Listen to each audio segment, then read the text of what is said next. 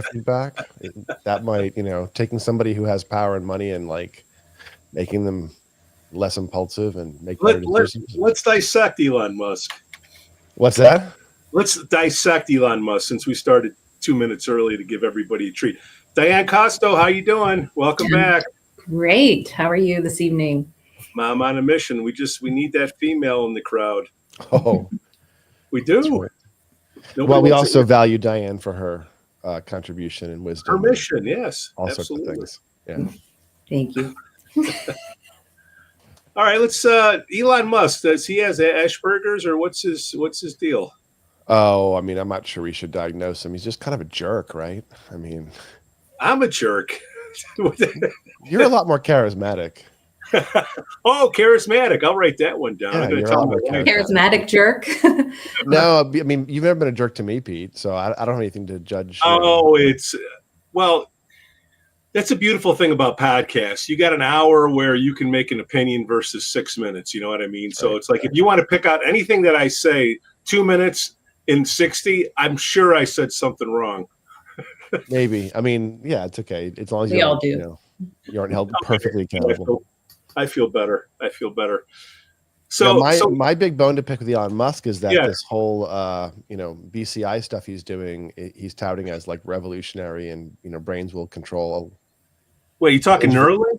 Yeah, Neuralink, but he's doing exceptionally bad science, especially bad medicine. He's doing all kinds of bad ethical things, and there's animal endangerment in the early research. And the thing he solved, and he's touting this as some giant breakthrough, the only thing he solved is basically like a robotic surgery for a precision surgery, a particular one. But the technology has basic flaws that have not been engineered around, like the placement of the wires doesn't stay put, and the brain tissue's job under a particular location doesn't stay put. And so you have this phenomena where you have migrating signals and you can't recover from them, And so I think that it's a very expensive vaporware for most people, and it will not solve anything in the next 20 years. So you're saying the sewing machine doesn't work? I'm saying it's not a solution for humans to be. You think it could be a start, though? I mean, it's not like he's totally. I mean, he's been able to send a rocket up and bring it back and do a lot of pretty heavy duty scientific things. So can it be just the beginning of something? Yeah, good? I don't think he's done very much, honestly. Useless. I think he walked out and purchased companies and worked with good people that he's I don't see him as a visionary. I see him as a bit of a talker, and lucky. What? I don't know him, and he's never personally. Yeah, I don't know him either, but I see him talk on. He's out there showing us who he is. Well, every day. You know the type. Well, you show him who he is, but I mean, his brain is wired to be like that. I mean, to do PayPal, to do SpaceX, to come in and do Tesla and all that Most stuff. of those things, he just acquired a company instead of. But so did Microsoft. So did everybody else. No, not really. No, Microsoft, I would say, actually became Microsoft created, an industry. What? That's very interesting. I don't know that I know that as a fact. I thought that he had some participation in his vision. My impression is he's all sizzle, no steak. He's a good talker, but he lacks fundamental understanding of some of the things he talks about, like often, and especially when he talks about anything involving the brain.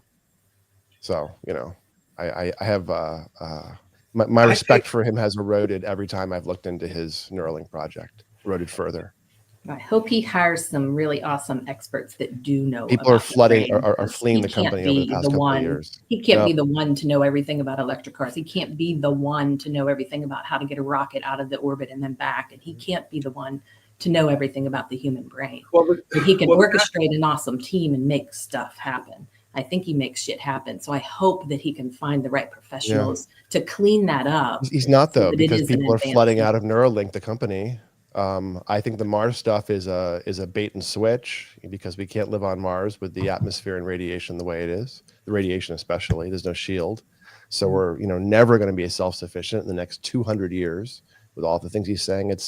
He's saying the moon is too hard, so he's pointing at Mars as the distraction. Is anybody from California like him? He's not from California. He left California and it pissed a lot of people off, didn't it? Oh, no one cares. Yeah. Okay. I mean, really, no one cares. Do you live in California? I live in California. Yeah. Okay. Yeah. Nobody in California, as far as no one I know, cares that Elon Musk moved to Texas. Okay. Like, just nobody. Like, it's never come up. So we started with Elon and the sewing machine Neuralink. There's no value of connecting whatever's been cut in there, like spinal cord victims or anything like that. I mean, I think there may be some utility, but I'm not sure that's the right way to go about it. Like, what are you trying to solve? What is the actual problem? And if it's brain-computer interface, there's non-invasive and dramatically better ways to do it that could use some engineering and some money and would be more successful than getting better at implanting direct connection electrodes, which we know is kind of a weak science and will remain so fundamentally because of how the cortex is organized. So, he should be working on high impedance passive electrodes that can do brain EEG with no contact. Those exist in the physics. There's papers all over the place showing non-contact electrodes work fine. There's cardiac versions being created in labs in UK. I forget what university it is in the UK, but it's one of the big research universities, and they have a cardiac version of this where you hold a little ball in your lap so that the computer knows where you are, and then it does a super high impedance electrode scan of your heart and does a three-dimensional image of the EKG with no contact to the person. Nice. So Jay, stuff like that would be useful. Jay, I don't even want to tell you what we're talking about. I'm just catching the end of it. It sounds like an interesting one. No, why does the topic is why nobody from California likes Elon Musk? I'm an N of one. I mean, I'm the only person who thinks he's kind of overblown, I think. No, Jay's probably call. double you, Dr. Hill. 50% maybe then. I'm not really a big fan of his, but it doesn't matter. I mean, right, exactly. Who cares? Yeah. I think he's uh, focusing on the wrong things, and everyone's always, because I work in brains, everyone's like, "Oh, Elon." I'm like, "Oh, really? Okay." I'm forced to like pick a side because everyone's like, like every single brain article, psychopharm article, God forbid a neurofeedback thing. I get, everyone's aunt and their mom and their barber sends me the articles and the clippings, like a little, something hits like my Apple News feed, and then like all throughout the day, I'm getting forwarded emails from several people. Hey, did you see this? Yeah, but isn't that softening the market for at least for educational purposes? Where like, what if he's doing the brain-computer interface incorrectly? Who's doing it right, and what is the difference? It's not being done yet correctly. So there's nothing engineering that has to be solved yet. Cutting holes in heads better is not a solution for BCI. We need some fundamental engineering fixed first, which is signal decomposition and some understanding of the information processing at the cortical level that's more refined and more predictive. And those things can be created. And what you came in on the tail end of, Jay, was me ranting about, what you should spend money on is ultra high impedance electrodes, like they're building. Yeah, he's behind the curve on the development of BCI anyway. I mean, what he's trying to do has been done before from the surface well enough, but you have to get in there to have high resolution. And Niels Berbaumer with an implanted electrode had Think to Talk working nicely recently. But there's also people that have nanotechnology designed amplifiers that are powered by ultrasound, and they're injected into you, and they float around until they reside somewhere, and then they find them. They can be turned on with, again, ultrasound, and ultrasound is not damaging to the, assuming you don't overpower it, but ultrasound can be microwave as well, but you can power them up and actually pick up distant locations and identify where they're located and what the networks are in that area. You can end up with an interesting set of data with implanted, but not going through the skull, but coming up through the blood vessels. And so there are people working on fairly ingenious new ways, but if you've got your head open anyway, it'd be nice if they put one in. I had brain surgery, but they didn't give me anything extra, No, So nothing added. yeah, if they even had that nose off, they could have done something about that, But There was a company in Santa Monica a few years ago, at this point, 10 years ago, that was trialing chips, and I think they made it to market, but I never saw what happened after that. Where they were taking, it was a piece of silicon that they built an interface to a hippocampus against it. They were planting in animals and creating synthetic hippocampal storage for animals and showing increased learning and memory storage on maze runs and things. And they were touting this as a potential cybernetic implant for memory disorders, medial temporal lobe implant. But I forget the name of the company, and I don't know if it ever came to market. I'm thinking we would have heard about it if there was that degree of augmentation starting to show up. Well, if you ever want to kind of delve into implantables and that realm, look up Dirk de Ritter online. He has a video recording of him presenting about implants, and very similar to his discussion at Cynthia Kerson's event a couple of years ago. But he invented the burst mode stimulator. There weren't any burst mode stimulators before. He said, well, let's mimic the brain a little better. Give me a chip that has 600 hertz high frequencies and can mimic the spike trains. You can record in a brain and play it back in another brain. So he's far and away more advanced than most everybody else I've ever run into. Parkinson's is a positive thing, right? For it? Yeah. He implants into the subthalamic nucleus for Parkinson's without any difficulty. He actually has implanted stimulators that record the EEG there as well.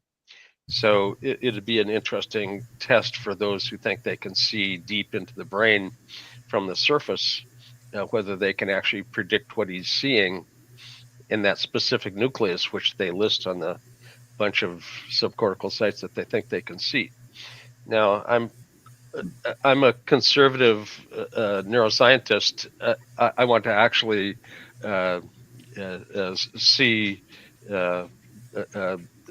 some extraordinary evidence to validate that extraordinary claim that you're seeing, cerebellum and subthalamic nucleus and nucleus accumbens and deep small structures. And they asked me what I thought of it, and I said the EEG is made up of the postsynaptic potential and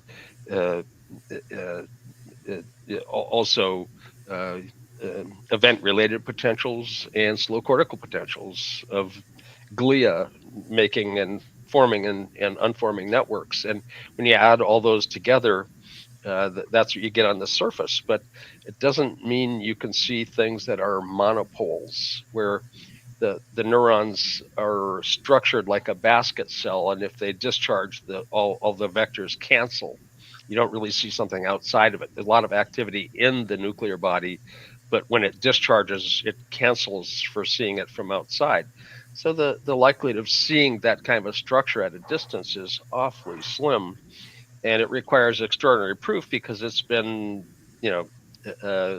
said for the last 100 years of EEG that you can't see it. So if you claim to be able to see it, you should provide substantial evidence of that.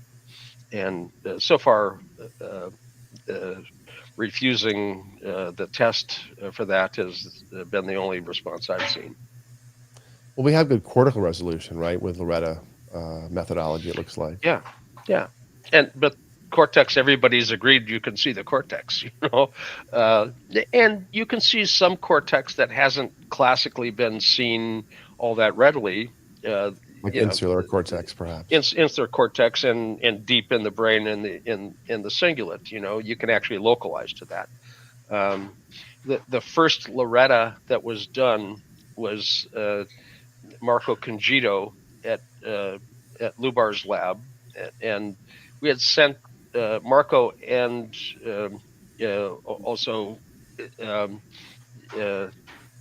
Leslie Sherlin over to Zurich to learn Loretta, and they came back with batch processing code that would run Loretta for folks.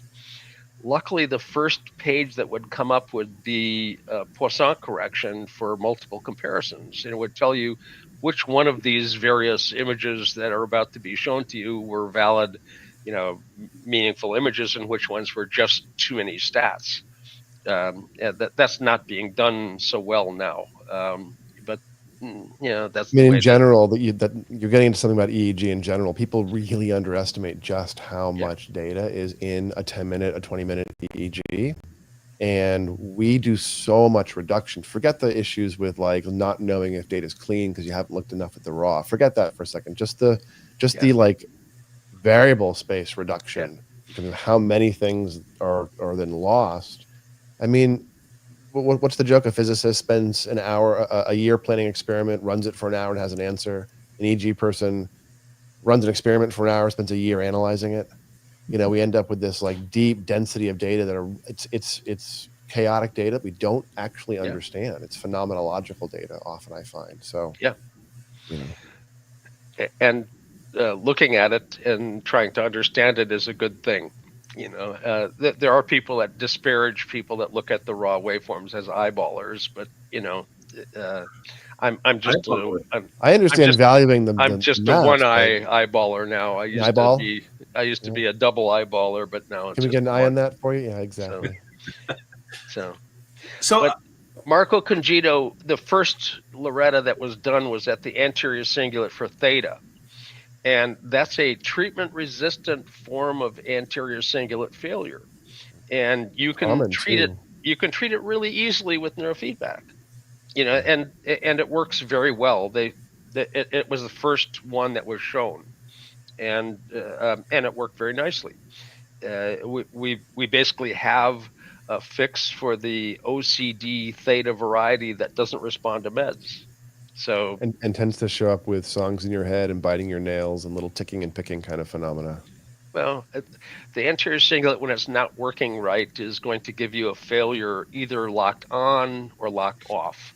You don't have the flexibility that it normally provides. Do you consider the low alpha variant the same OCD, ODD, but the beta spindle and the theta and the alpha behavior looks the same. You're locked on or locked off. Anhedonia, lack of initiation, lack of motivation if you're locked off. If you're locked on, OCD and oppositional defiance that goes along with that.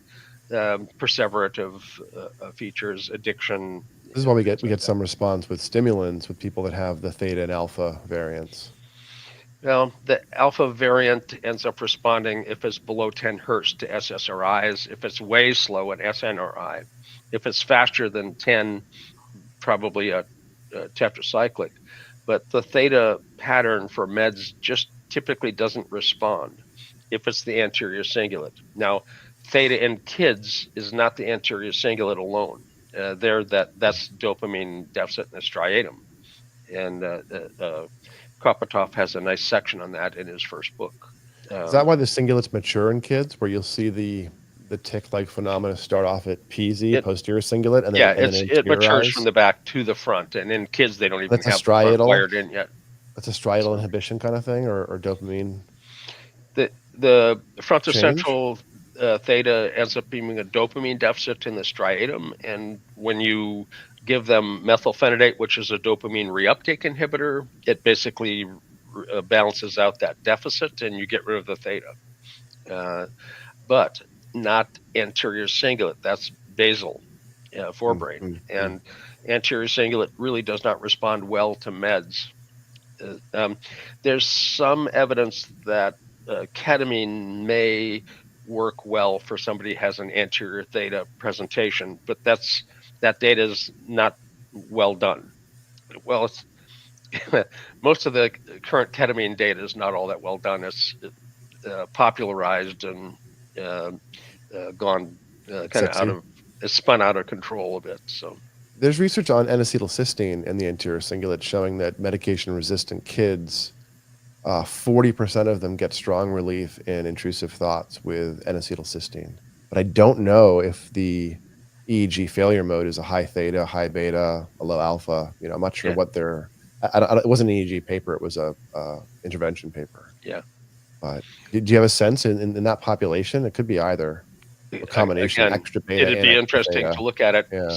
If it's a 40%, it's probably either alpha or beta. The theta brand is not the most common. Do you know what N-acetylcysteine does to the EEG, to the front midline EEG?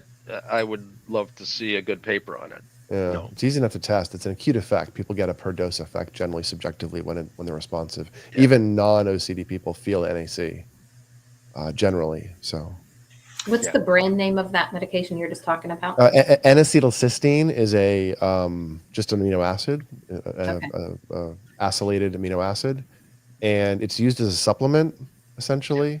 I believe it has a sulfur metabolism loading, so there's some rare side effects, including acute nausea, which you shouldn't ignore, and there's rare cases of people reporting anhedonia or feeling blunted on it.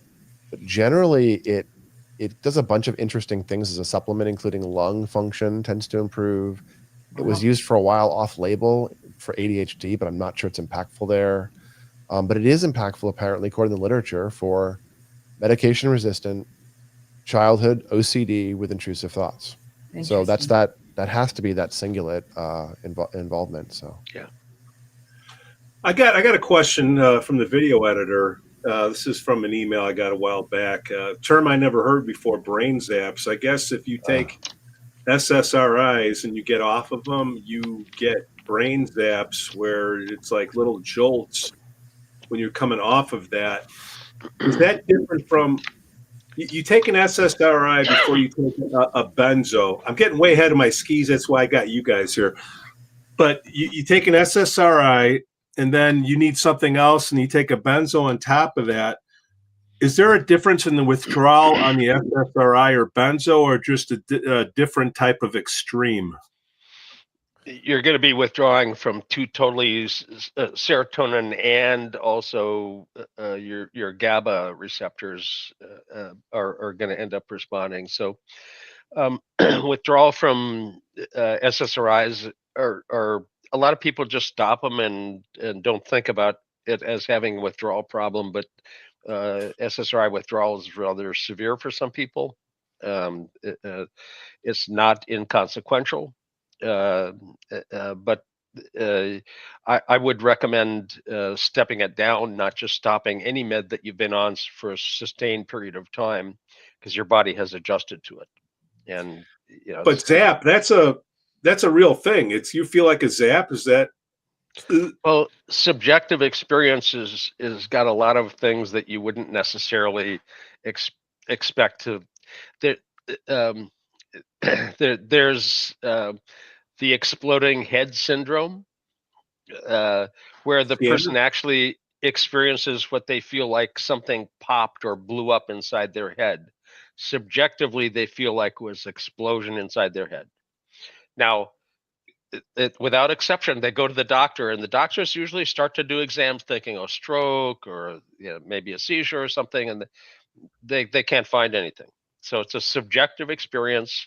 It's a benign phenomenon, and it's well documented.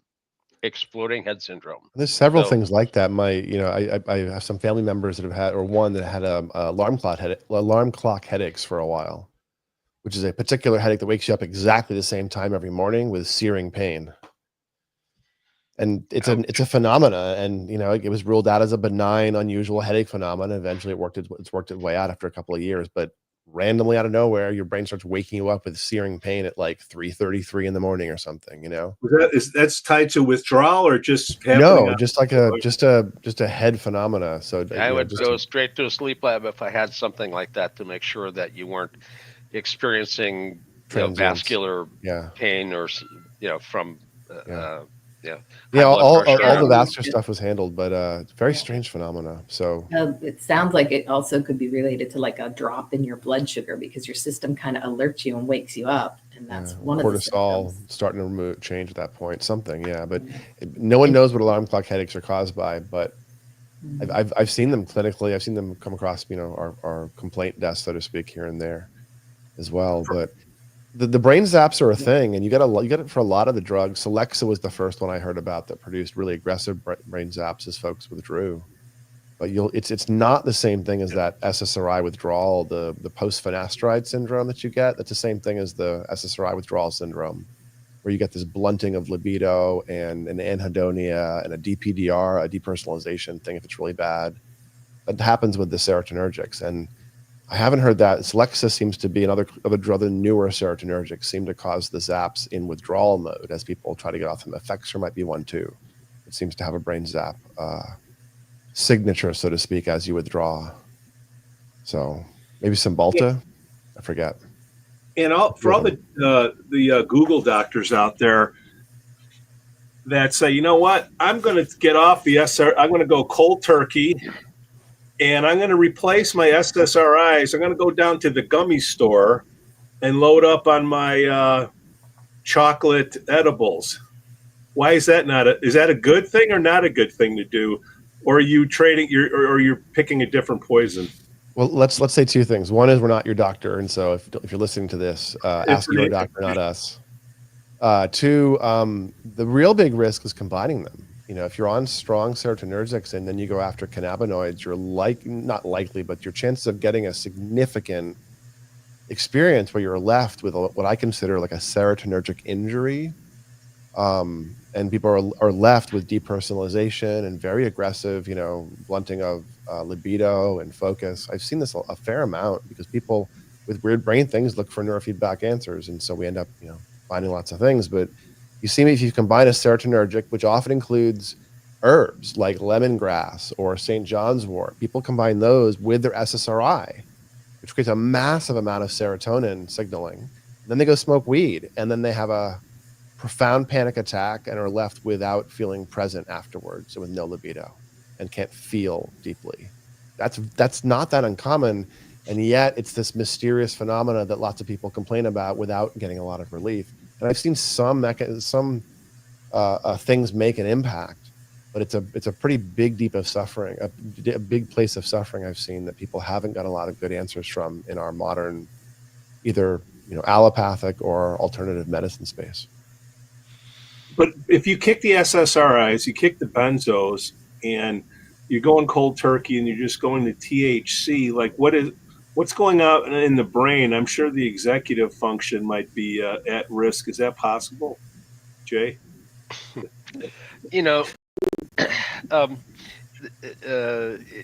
THC is well studied. CBD, not so much.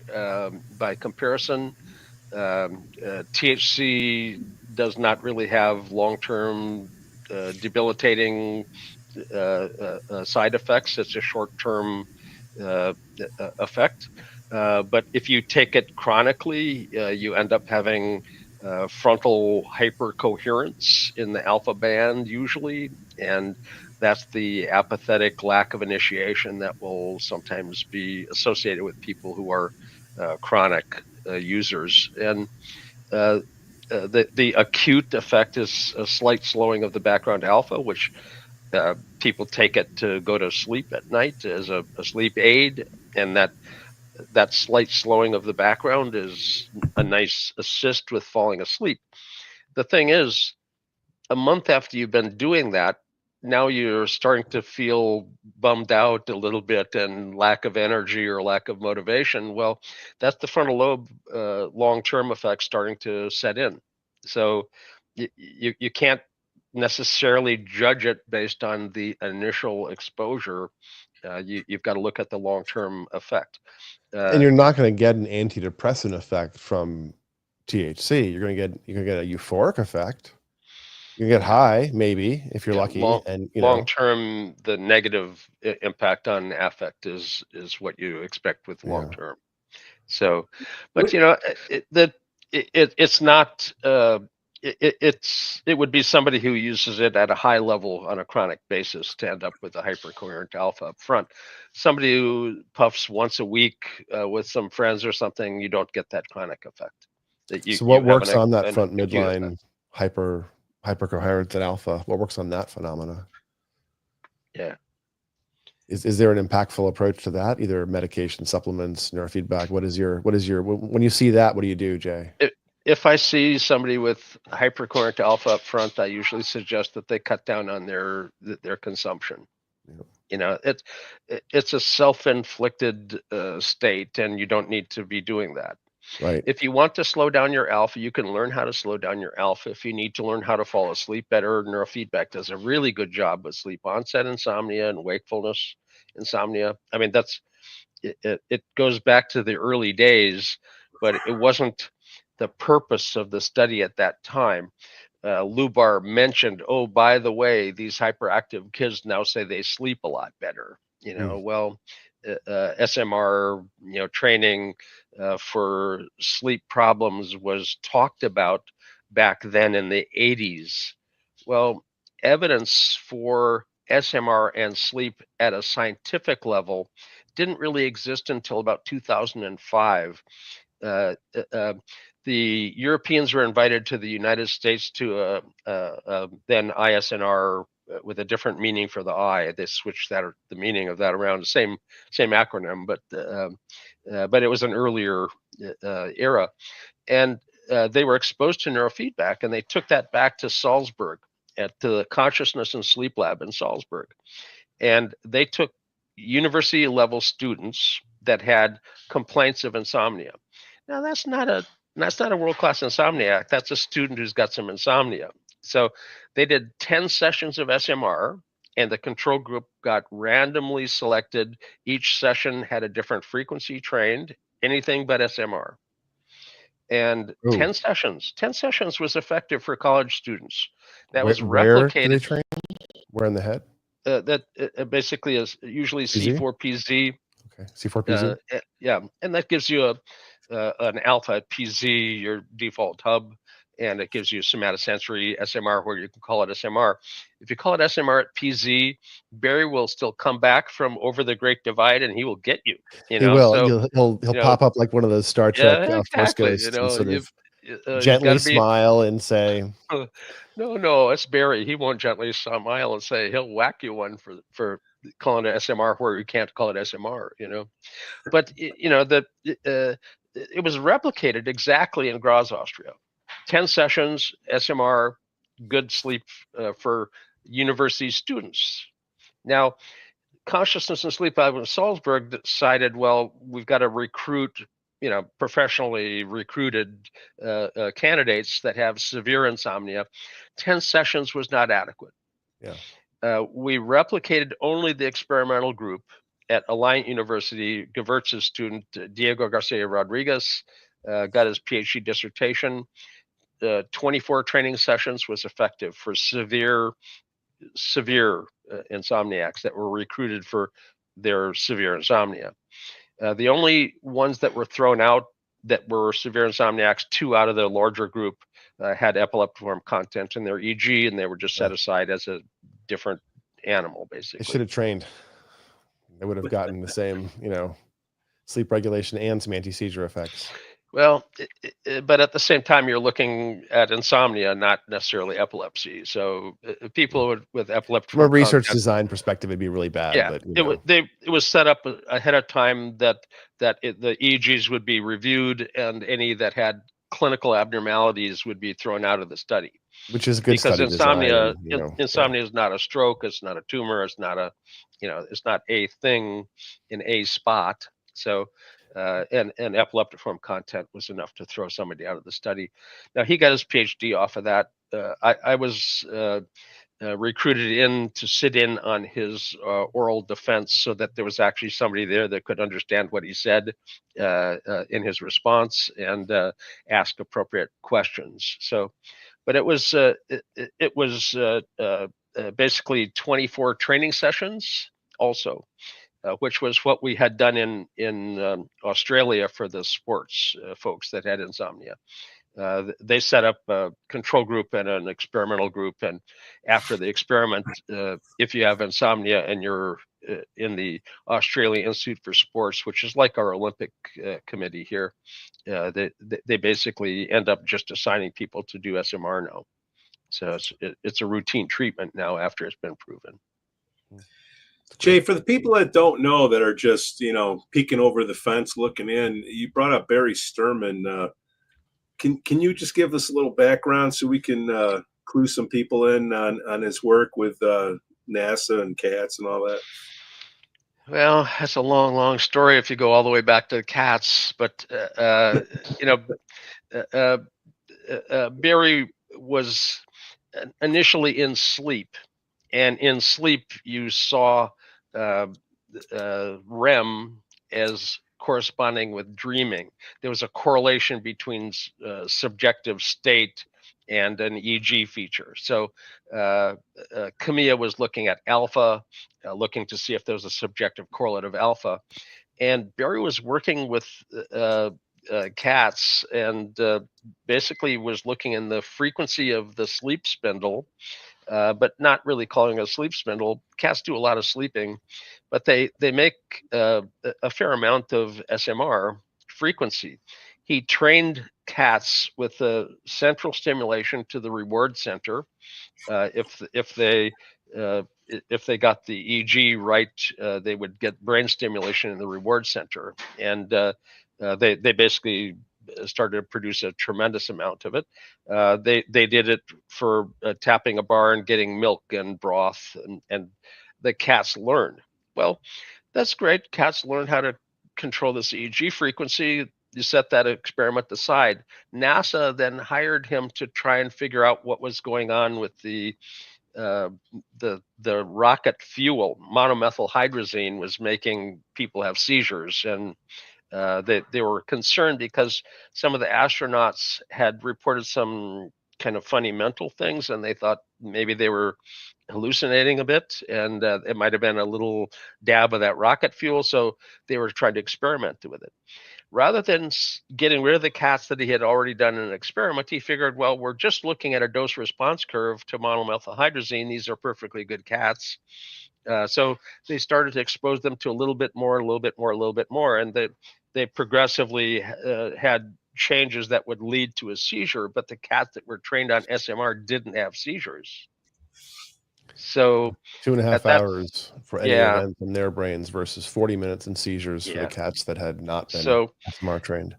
Then Barry had a human who said, well, I have seizures. If you can train cats not to have seizures, how about me? And his first subject that was a human was a friend who had intractable epilepsy, and they had a good outcome with him. But there were studies after that, very good studies that showed that SMR could end up being a valid, efficacious treatment for intractable epilepsy. In fact, they worked only with intractable epilepsy for the meta-analysis, and had a 70+% success rate with intractable epilepsy. And his review article from 2012 says that 5% of people get complete control of seizure for the length of the monitoring period, which is 1 year. And that the average reduction in that study was 50%, I think. And I don't know if I've ever seen somebody get a result as poor as 50% reduction. It's always really dramatic. Now, I will say I tend to see seizure stuff push back a little bit, not sort of like just stay changed. A lot of things just stay changed in neurofeedback after a few months, but seizures, I think, push back and often need a second round to really get the stability. Yeah. But Sturman's research suggests, and the metadata, the review article suggests that there's a pretty big effect for a certain chunk of people in seizure reduction. I would suggest that my experience right now, the last bit of clinical work that I did before I retired at age 70 was all focused on epilepsy and intractable epileptics. And the 6 cases, all 6 cases, seizure-free, medication-free, and to this day, still medication-free, seizure-free. Yeah. 7 years for one young woman. She just graduated about a year and a half ago with her bachelor's degree from Baylor, and just got her master's degree in December. And she's going back to Spain. She's going to play pro tennis for a while. She had a tennis scholarship at Baylor, and 4 years tennis scholarship, and now she's going back to play pro. But New Zealand, where she was in school, recently. Also, she's got a dual citizenship, and they want to have her on their. Used to be FedEx, but it's now Billie Jean. Anyway, it's a tennis tournament, and New Zealand gets 5 people, and they want her to be one of the 5. So her tennis game is good, but she was having hundreds of seizures a day and was not able to compete at that point. So they thought she was going to have brain surgery. They were ready to cut out her right temporal lobe, where they saw the large voltages. When I looked at her EEG, the large voltages were on the better side. We actually found good success working on the left side, not the right side where the large voltages were, but the left side where the small fast stuff was. Homotopic area, the same area. Essentially, the insula on the left side was the trigger point, and once it triggered, it became bilateral with the right side capable of producing, large amplitudes, 600 to 1,000 microvolt spikes. So gigantic voltages you don't normally see. So, Andy, welcome to the show. We talked about this a little bit earlier. I'm going to try to sum it up, and you guys can follow up with the neurofeedback. It was somebody's doing a inhibitor for a while, and they're trying to get off of it. Obviously, you're going to check with their primary care physician first before they do anything, because this show is for entertainment and informational purposes only. But you would titrate off of your SSRI. I'm guessing your primary care physician would say. And while doing that, would neurofeedback help you on those with the brain zaps from that? And if so, what would you do on the neurofeedback? It may. we don't have a study of people that have brain zaps that have EEGs from it. So, but people that are on SSRIs for a reason usually have an EEG pattern that is addressing, and you can end up reducing the demand by normalizing brain function, and the withdrawing from it, stepping it down, ends up being something that is more well tolerated if you get rid of the drive that has you taking it in the first place. So I would take a good look at the EEG, look at the frontal lobe's function, because that's where affect regulation basically resides typically, and take a look and see what's going on up there, and get it normalized, and see if that doesn't reduce the demand for the meds, and kind of take away the need to be on them. That's really important, Jay, just to stop you for a second. You don't need to withdraw the medication to get the benefit from neurofeedback. You can literally just train the floor up to meet you. And then once you feel the floor under you, then you can worry about withdrawing the meds in a careful, safe way. And you'll find that they don't drop you because you have the support. So it's not either or. For most medication, that doesn't get in the way of neurofeedback. A little bit with benzos, definitely with some opiates, but barring large levels of those drugs, you can train straight through anything generally. And at worst, your need for it changes, like cannabis. The tolerance for cannabis is dropped generally by neurofeedback, which creates the same thing Jay just described. Your drive for things is reduced. Your tolerance is lower, so you start moderating behavior. That's a drug of abuse sometimes, or recreation. And SSRIs are a different kind of conceptualization there, but you can train straight through things you're in your system with neurofeedback. You can't always assess the brain with a QEEG with all things on board. You have to be careful with timing, but you can train the brain relative to itself moment to moment. That's what neurofeedback is doing for most flavors of neurofeedback. They're not really doing some magically absolute perfect brain. They're training the brain that's sitting there. So you can walk into the gym with caffeine or a pre-workout in your system and pump harder. You're still getting muscle workouts. So that's how I view, people training with drugs in their system, basically. Well, it's like doing a stress test. You can either ramp you up on the treadmill or just give you that shot, right? All right. Radar Ashwood asks, how much of an improvement in seizures do we typically get with SMR? Can I answer? It depends. Depends. A lot. For most people, it's a lot. Yes. In my experience, the people who have learned SMR end up seizure free. But that's a whole series of people that I've worked with directly. I've seen SMR work very well with people that don't necessarily have detailed EEG, QEEG guidance ahead of time, that just do SMR as an intervention. But SMR can be done centrally, and it's SMR, and it will benefit you if you have seizures.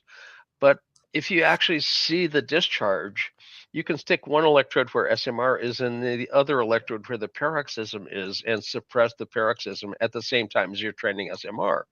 And at that point, you end up with not just the SMR stabilization, but also direct suppression of the paroxysm. And that, I think, is the only thing different between the early work from Sturman and the results I was getting.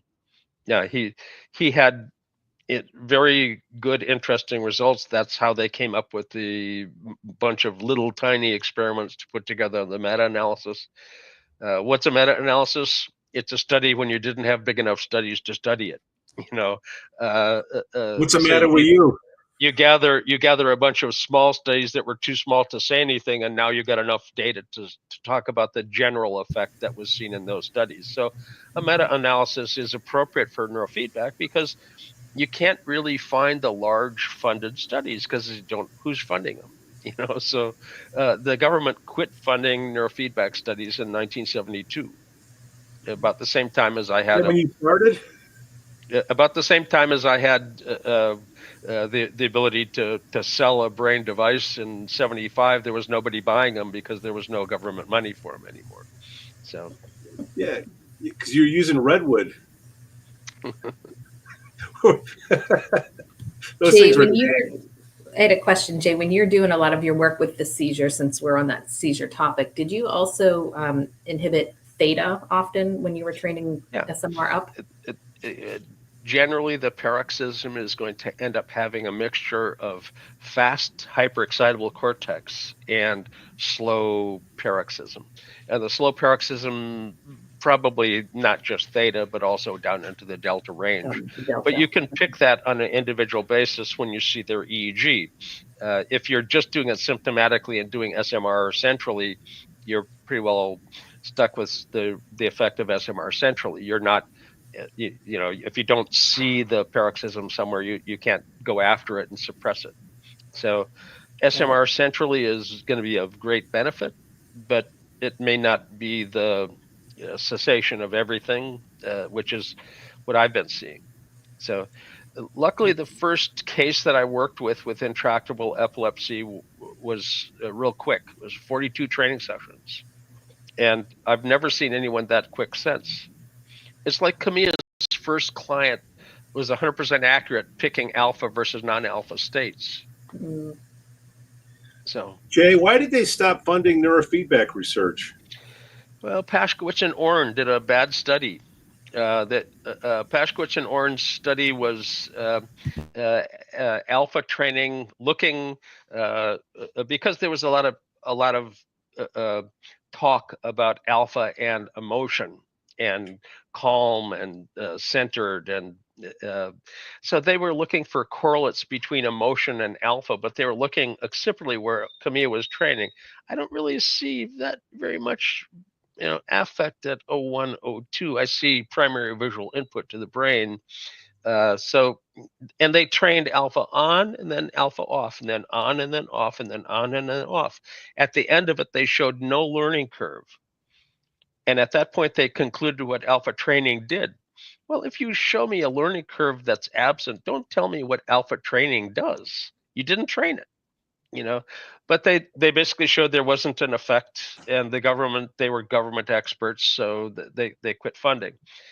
Thomas Mulholland also didn't help by describing alpha as also being oculomotor mediation. When you can moderate alpha with, playing around with your oculomotor mediation, but it's not all just, it's not just all, the way you move your eyes. So what years are we talking here, Jay? They must have really screwed the pooch. They were probably started their study in very late 60s, but it was finished in the very early 70s, and the government quit funding in 72. But you can punch in Pashkowitz and Orn, you can figure out how to spell Pashkowitz as well as anybody, I'm sure. Chicago's got a lot of folks the same last name, I'm sure. So. Haida. Hi. Can using SMR for spikes cause irritability as well as an ASD? What's ASD? Autism spectrum disorder. Okay.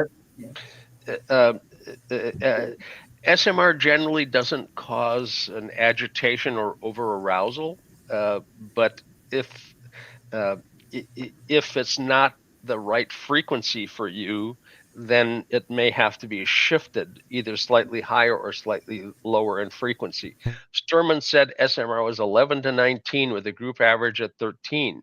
12 to 15 generally catches that with a little speed up or slow down.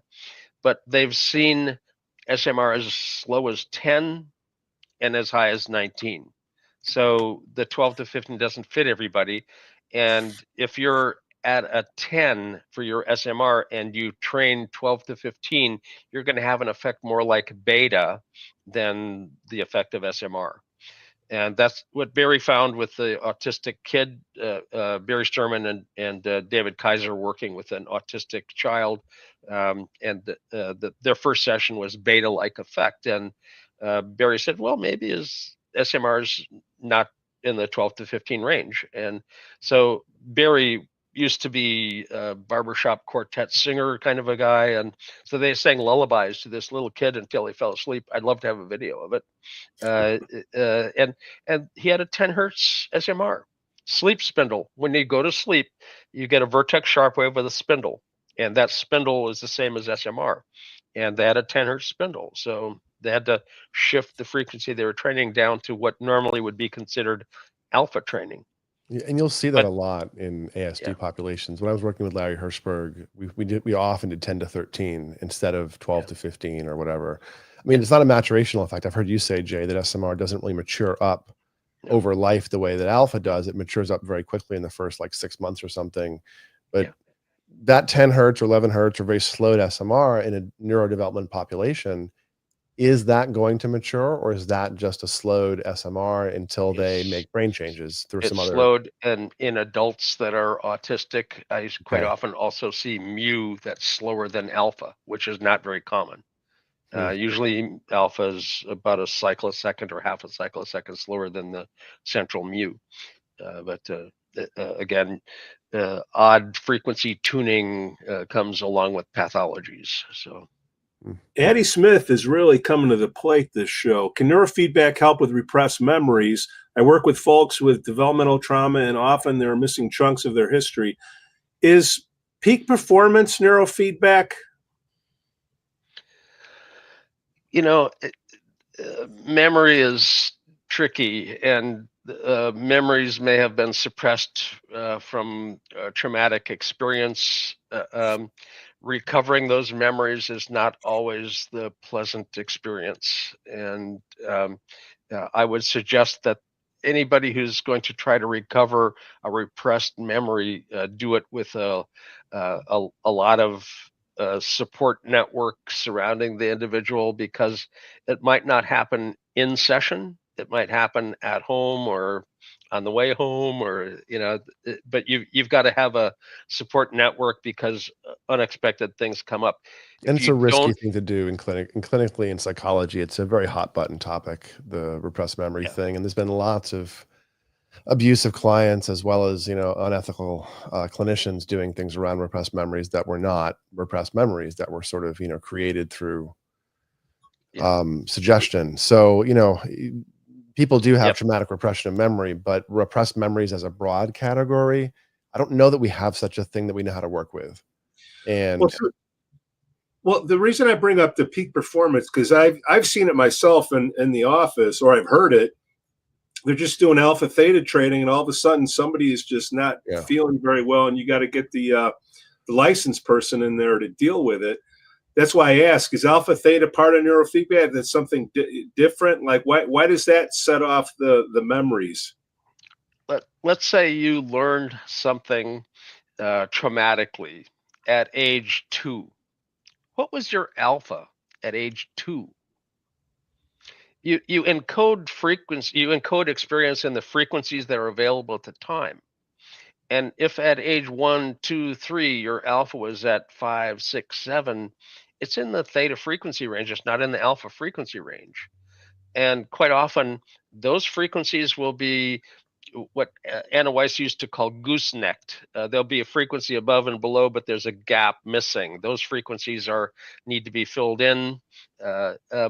You can train alpha in the alpha band, and when they make that alpha really well, you can do theta crossovers, and the information that was encoded in slower frequencies will be accessed during that slower content being brought up.